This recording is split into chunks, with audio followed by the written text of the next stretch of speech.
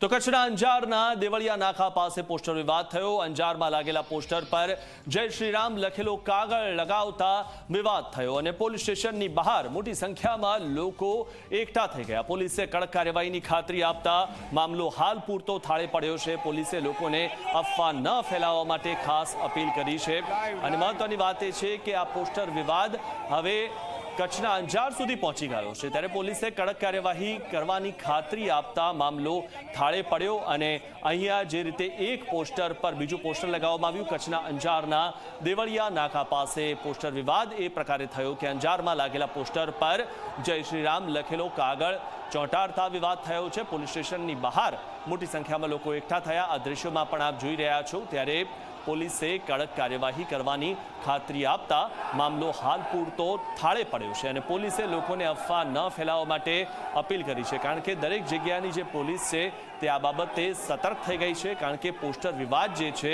તે લોકોમાં અશાંતિ ઊભી કરી શકે છે અને આ વાદ વિવાદ વધુ વકરી શકે છે। ત્યારે સૌપ્રથમ ગાંધીનગર, ત્યારબાદ અમદાવાદ, દાતા અને હવે કચ્છ સુધી આ વિવાદ પહોંચી ગયો છે। કચ્છના અંજારમાં પણ આ રીતે પોસ્ટર લાગ્યું ને તેના પર કોઈએ જય શ્રી રામ વાળું પણ પોસ્ટર લગાવી દીધું, જેના કારણે પોલીસ સ્ટેશનની બહાર મોટી સંખ્યામાં લોકો એકઠા થઈ ગયા। આ દ્રશ્યોમાં આપ જોઈ રહ્યા છો, પોલીસ સ્ટેશનની બહાર મોટી સંખ્યામાં લોકો એકઠા થયેલા છે તે જોઈ શકાય છે।